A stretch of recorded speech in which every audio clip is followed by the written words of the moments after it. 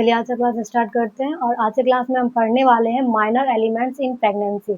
मतलब प्रेगनेंसी के दौरान होने वाली छोटी मोटी बीमारी। ठीक, इससे पहले की क्लास में हम पढ़े थे एंटीनेटल एडवाइस, मतलब प्रेगनेंसी के दौरान दिया जाने वाला सलाह, जो कि हम पढ़ चुके हैं, जिसमें हम डाइट संबंधित सलाह दे रहे थे, टीटी इंजेक्शन लगाने के लिए कह रहे थे। उसके बाद हाइजीन मेंटेन करना, पर्याप्त नींद लेना, सेक्सुअल एक्टिविटीज को अवॉइड करना, ये सारा हम पढ़ चुके हैं। ज़्यादा यात्रा नहीं करना, अगर यात्रा नहीं कर रहे हैं तो इसका क्या कारण है, ये सब हम पढ़ चुके हैं। ठीक, तो अब हम पढ़ेंगे कि प्रेगनेंसी के दौरान ये छोटी मोटी बीमारी होती क्यों है। ठीक, जैसा कि हम लोग को पता है कि प्रेगनेंसी के दौरान कई सारे हार्मोनल चेंज होता है। ठीक, मतलब हमारे बॉडी में कई सारे हार्मोन का सिक्रेशन होता है, बहुत सारे हार्मोन हमारे ब्लड में बढ़ जाता है। और यह हार्मोन क्यों जरूरी है, ताकि फीटस का ग्रोथ एंड डेवलपमेंट अच्छे से हो सके। उसे और कुछ पता नहीं है कि इस हार्मोन का मदर के बॉडी पे क्या इफेक्ट पड़ेगा। उस मतलब यूट्रस को उससे कोई लेना देना नहीं है। उस टाइम जो बॉडी है, जो मदर का बॉडी है, उसको बस ये पता होता है कि फीटस का ग्रोथ एंड डेवलपमेंट अच्छे से हो। बाकी उस चीज का मतलब फीटस से ग्रोथ एंड डेवलपमेंट कराने के लिए जो हार्मोन सिक्रीशन हो रहा है, उसका बॉडी पे क्या इफेक्ट पड़ेगा, इससे कोई लेना देना नहीं रहता है। ठीक, तो आखिर बढ़ा हुआ हार्मोन बॉडी पे क्या क्या इफेक्ट करता है, कौन कौन सा बीमारी, जो कि टेम्पररी होता है। जैसे ही प्रेगनेंसी इंड होता है, यह धीरे धीरे डिसअपियर होने लग जाता है, कम हो जाने लग जाता है और खत्म हो जाने लग जाता है। ठीक, तो कौन कौन सी बीमारी है, पहला है मॉर्निंग सिकनेस।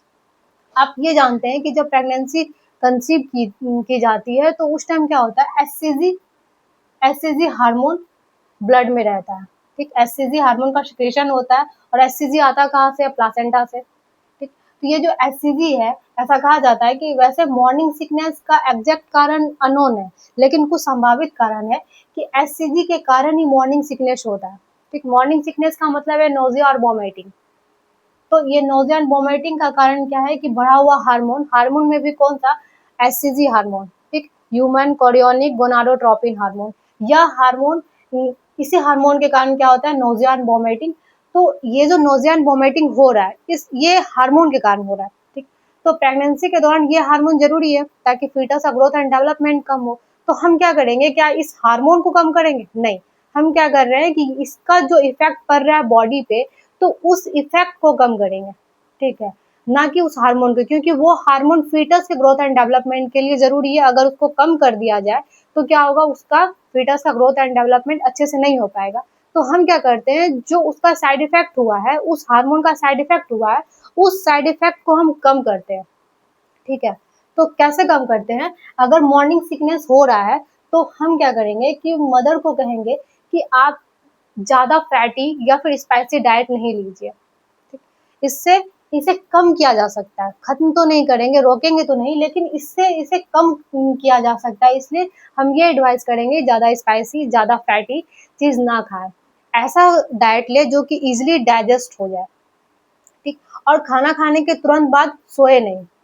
ठीक है, तो ये देंगे। साथ ही साथ अत्यधिक पानी पीने के लिए भी नहीं कहेंगे, जितनी आवश्यकता हो उतना ही पानी पीने की सलाह देंगे। दूसरा है हार्ट बर्न। हार्ट बर्न क्यों होता है, देखिए, प्रेगनेंसी के दौरान एससीजी बढ़ा तो हम मॉर्निंग सिकनेस देखें।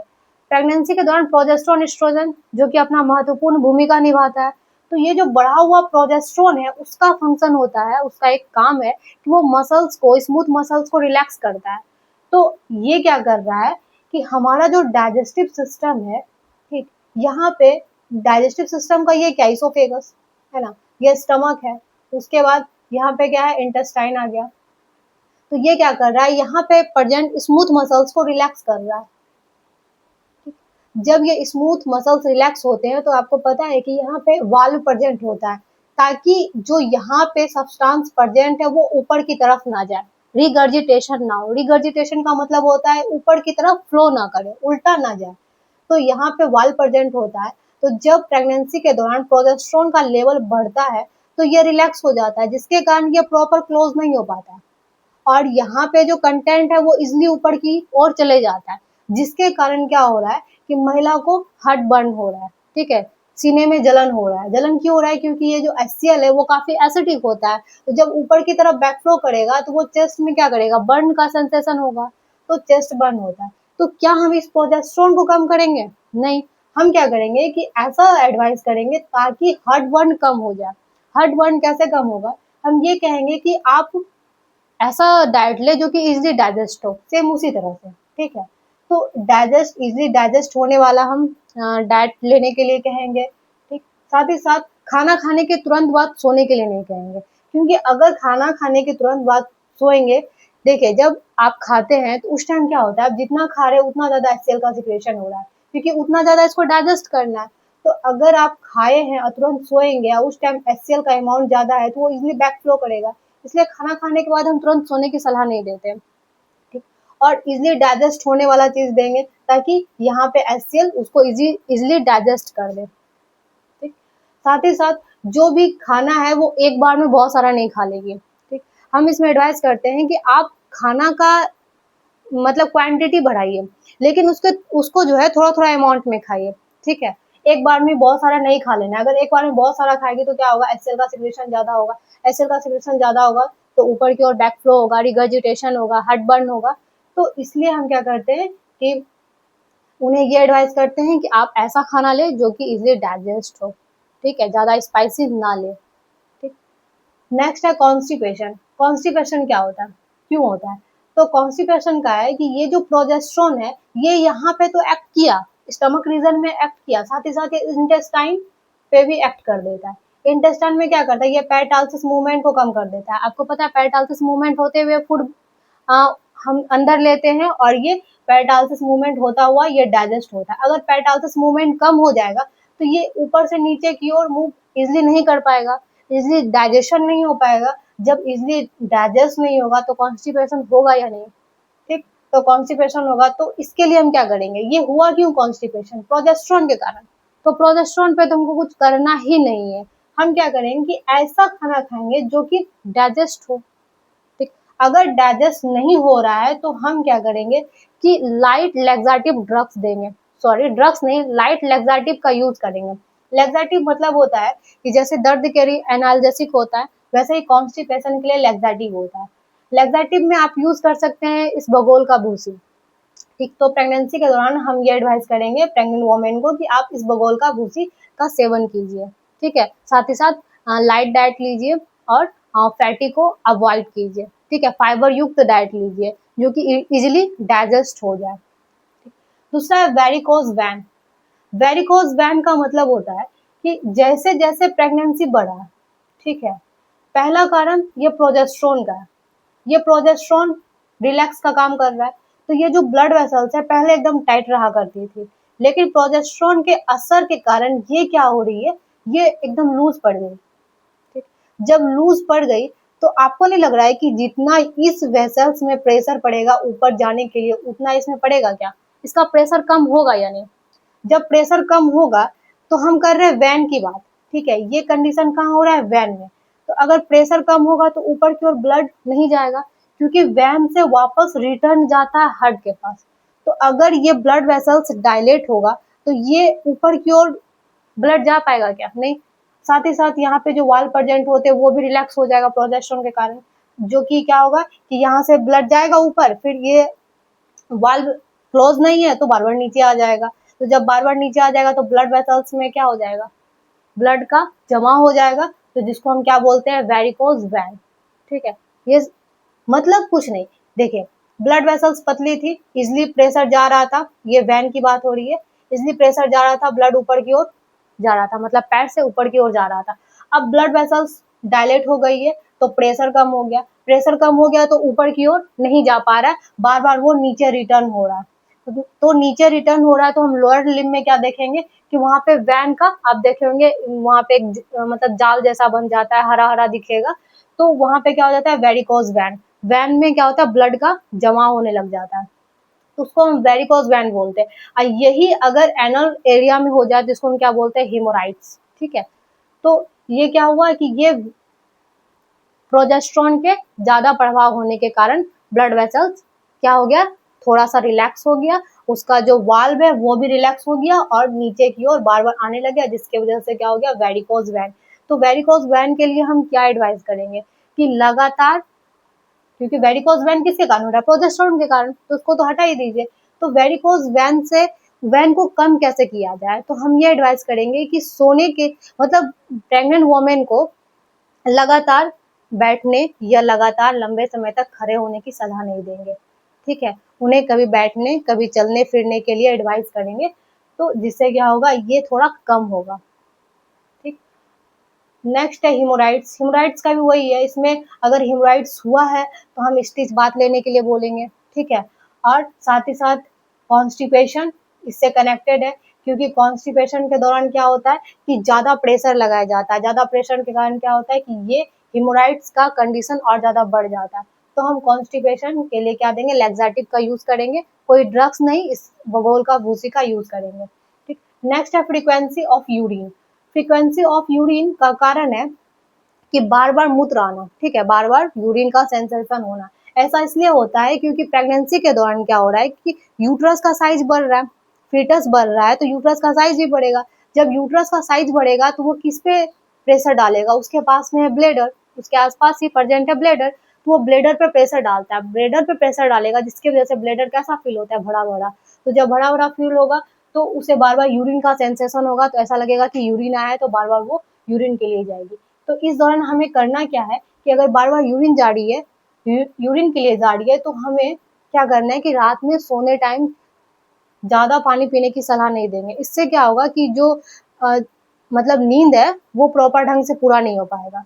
तो इसके कारण हम बोलेंगे कि उन्हें रात में ज़्यादा पानी नहीं पिए, और पानी जितनी आवश्यकता हो उतना ही पिए, ठीक है। पूरा दिन में कम से कम 6 से 8 लीटर, ठीक है, वो भी एक बार नहीं, थोड़े-थोड़े अमाउंट में करके। फिर है मस्कुलर क्रैम्प। मस्कुलर क्रैम्प क्यों होता है? मस्कुलर क्रैम्प का है कि जो फीटस है उसको चाहिए कैल्शियम, ठीक है, तो वो कैल्शियम लेगा कहाँ से? उसका बनना है स्केलेटल सिस्टम, उसका बॉन्ड बनेगा, तो बॉन्ड बनने के लिए कैल्शियम की आवश्यकता होती है, तो वो कैल्शियम लेगा कहाँ से? मदर से। तो मदर से कैल्शियम, कैल्शियम कहाँ प्रेजेंट है? हमारे बोन में। तो बोन से कैल्शियम आता है ब्लड में, फिर ब्लड से जाता है कहाँ? प्लासेंटा से फीटस में। तो जब कैल्शियम का लेवल कम होने लग जाता है, ठीक है, बोन में या फिर मसल्स में, तो फिर ये क्या होता है कि मसल क्रैम्प होना स्टार्ट होने लग जाता है। तो इसलिए कहा जाता है कि आप प्रेगनेंसी के दौरान ज़्यादा से ज़्यादा कैल्शियम लें। इससे क्या होगा कि आपका बोन मस्कुलर क्रैम्प ये नहीं होगा, ठीक है, इसे कम किया जा सकता है। और इसकी डिमांड भी ज़्यादा होती है क्योंकि फीटस का बोन एंड स्केलेटल सिस्टम का डेवलपमेंट हो रहा है। नेक्स्ट है बैक एक। बैक एक होने का कारण है एक तो बढ़ा हुआ यूट्रस, ठीक।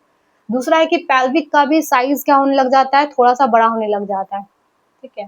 पेल्विक जो है वो स्थिर होने लग जाता है, जिसके कारण भी बैक एक होने लगता है, ठीक है, बढ़ा हुआ वेट के कारण भी। दूसरा है फैंटिंग अटैक।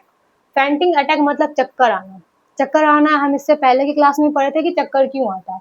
देखिए, जब प्रेग्नेंट वुमेन सोई रहती है, तो जब सोई रहती है तो उस टाइम क्या हो रहा है कि यूट्रस का साइज, अगर वो नहीं भी सोई है तो क्या हो रहा है कि यूट्रस का साइज बढ़ रहा है। यूट्रस का साइज प्रेशर डालता है किस पे? इंफीरियर वेना कावा पे। तो इंफीरियर वेना कावा पे प्रेशर डालने के कारण क्या हो रहा है कि जो इंफीरियर वेना कावा से ब्लड आ रहा है वो प्रॉपर नहीं आ पाता है, ठीक। कार्डियक आउटपुट कम हो जाता है, कार्डियक आउटपुट कम होगा तो प्रॉपर ब्लड सप्लाई हमारे ब्रेन तक नहीं जा पाता, और ब्रेन तक नहीं जाएगा तो क्या होगा? चक्कर आएगा, ठीक। या फिर अगर वो सोई है, इंफीरियर वेना कावा पे प्रेशर पड़ रहा है, तो वेनस रिटर्न हो रहा है, ठीक। वेनस रिटर्न हो रहा है तो कार्डियक आउटपुट क्या हो रहा है? डिक्रीज हो रहा है। कार्डियक आउटपुट डिक्रीज हुआ तो बीपी डिक्रीज हुआ, बीपी डिक्रीज हुआ तो चक्कर आया, ठीक है। ब्लड प्रेशर कम हुआ तो क्या हुआ? प्रॉपर ब्लड सप्लाई ब्रेन में नहीं गया, चक्कर तो ब्रेन से आ रहा है, तो प्रॉपर ब्लड सप्लाई नहीं हुआ जिसकी वजह से चक्कर आया, तो ये कॉमन है। तो चक्कर अगर मतलब बैक फैंटिंग अटैक आता है तो हम क्या बोलेंगे कि अचानक से जब वो सोई है तो अचानक से खड़े होने के लिए नहीं, अगर वो सोई है तो पहले बैठेगी आराम से, फिर वो चलने के बारे में सोचेगी, ठीक है। फिर है ब्रेस्ट टेंडरनेस। प्रेगनेंसी के दौरान जो ब्रेस्ट है उसका साइज भी इनलार्ज होता है बढ़े हुए हार्मोन के कारण, और साथ ही साथ जो ब्रेस्ट इनलार्जमेंट है वो क्यों हो रहा है? ताकि मिल्क का प्रोडक्शन हो, जिसके वजह से ब्रेस्ट टेंडरनेस देखने के लिए मिलता है। नेक्स्ट है इंसोमेनिया। इंसोमेनिया क्यों होता है? नींद का कम आना, ठीक। तो नींद कम क्यों आता है? पहला, जो यूट्रस का बढ़ा हुआ साइज है वो डिस्कम्फर्ट फील कराता है, ठीक, जिसके वजह से नींद नहीं आता है। दूसरा कि बार बार हार्ट बर्न, ठीक है, जैसे जैसे यूट्रस का प्रेशर पड़ रहा है तो वो क्या कर रहा है, हमारे स्टमक पे प्रेशर डाल रहा है, तो हार्ट बर्न हो रहा है, जिसके वजह से भी क्या हो रहा है, नींद नहीं आ रहा है। साथ ही साथ एंजाइटी, है ना, काफी डर रहता है कि हाँ क्या होगा नहीं होगा, प्रेगनेंसी के बाद लेबर होगा, अच्छे से बच्चे को जन्म दे पाएगी या नहीं दे पाएगी। तो ये सब कारण है नींद ना आने का। ठीक, साथ ही साथ है कि बार बार यूरिन सेंसेशन के कारण भी क्या होता है, नींद की कमी होती है। तो हम क्या करेंगे कि महिला को रात में पानी पीने के लिए मना करेंगे, ज्यादा पानी नहीं पीना है। साथ ही साथ शांत वातावरण प्रोवाइड करेंगे, ठीक, ताकि प्रॉपर नींद लिया जा सके। कम लाइट में सोने की सलाह देंगे ताकि नींद अच्छे से आए। ठीक, तो ये हमारा था माइनर एलिमेंट्स इन प्रेगनेंसी, जैसे morning sickness, heartburn, constipation, varicose vein, haemorrhoid, frequency of urine, muscular cramp, backache, panting attack, breast tenderness, insomnia. ये सब क्यों हो रहा है, बढ़ा हुआ हार्मोन के कारण। हार्मोन कौन सा, प्रोजेस्टेरोन के कारण, एससीजी के कारण। ठीक है, ये फीटस ग्रोथ एंड डेवलपमेंट के लिए बहुत ही अच्छा है, लेकिन इसका साइड इफेक्ट मदर के अदर ऑर्गन पे भी दिखता है। ठीक, और इसका कोई ट्रीटमेंट नहीं किया जाता है। इसे हम क्या करते हैं, बस क्या क्या कर रहे हैं, इसको जो ट्रिगर कर रहा है, ठीक, इसको जो ट्रिगर करता है उसको हम क्या करते हैं, अवॉइड करते हैं। ठीक है, तो आप इसे एक बार पढ़िए, आपको समझ आएगा। ठीक है, आज के क्लास में इतना ही, नेक्स्ट क्लास में हम नेक्स्ट टॉपिक पढ़ेंगे। Thank you.